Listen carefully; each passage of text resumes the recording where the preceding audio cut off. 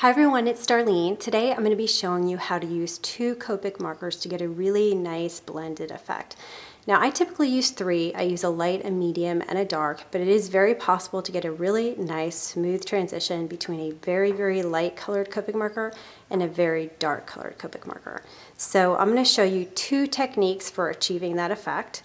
I've got some reds here and some blues, and they're very far apart in the color scale, and I'll show you on the paper in just a second. I have stamped this Nina Solar White cardstock with a penny black stamp. It's a rubber cling stamp called Softly, and I've used some Memento Tuxedo black ink. Okay, so my first combination is going to be a BG10 and a BG45. The first technique, you take your light colored marker and you hold it horizontally. You take your dark colored marker, and what you're going to do is you're going to touch the tip of the dark to the light for a few seconds. So you don't have to worry about contaminating, by the way, the nibs, because these markers are made to work like this.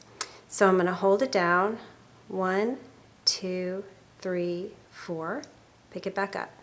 Now I'm going to take the part that I've touched, face the cardstock with that part, and then I'll go ahead and start where I want my dark color to be and move outward. And as you'll see, the dark color starts dark here. Will start to be will be placed onto the cardstock off your marker, and so then you'll just end up with the light color by the time you get to the end. So see how you can get a really nice blend that way. Now when I show you here, it's back to the BG10. So it doesn't really affect your marker at all.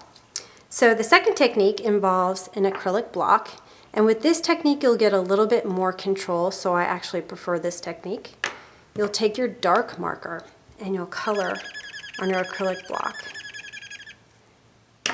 Then you'll take the light marker, and again, don't worry about contamination.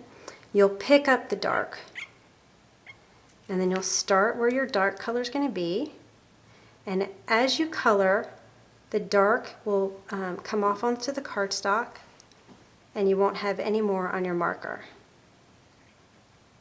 And as I move out to the edge. Now if I want more dark in the middle, then I can just pick up some more and put it down there. If I thought I had too much dark, I can always get it off my marker and do some blending to get it blended out. So I think that looks really good. All right, so let's try this with the reds.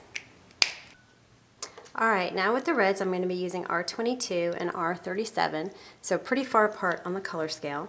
I'll use the same two techniques. The first, where I'm going to hold my light color horizontally, and I'm going to hold my dark tip to the light tip. So here we go. 1, 2, 3, 4. Now obviously, as you do it longer, you'll get more dark on your cardstock. Okay, so now I'm going to face downward. I'm going to turn this a little bit here. And I'm going to start on the inside petal and work my way out, and by the time I get to the edge, it'll be just R22, as you can see.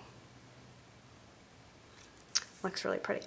Okay, so next I'm going to do the acrylic block again. So I'll put my dark onto the acrylic block, and by the way, to get this, it actually dries pretty quickly onto this block, but you can get it off. You can scrub it pretty hard with a baby wipe, which is what I did, but if you don't want to put a lot of muscle into it, you can use your C0 or your colorless blender solution to remove it. So I'm just going to color my dark here,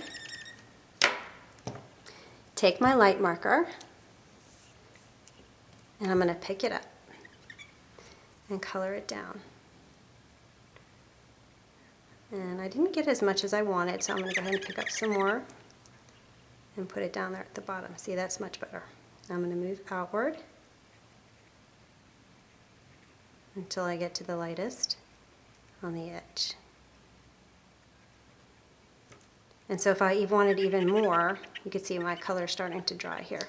I can just pick it up and put more in there and blend it out. You know, to be honest, it almost looks better when you do it this way than when you use three markers. You get a really nice, smooth blend. So anyway, I hope that helps you, and I will see you in the next video.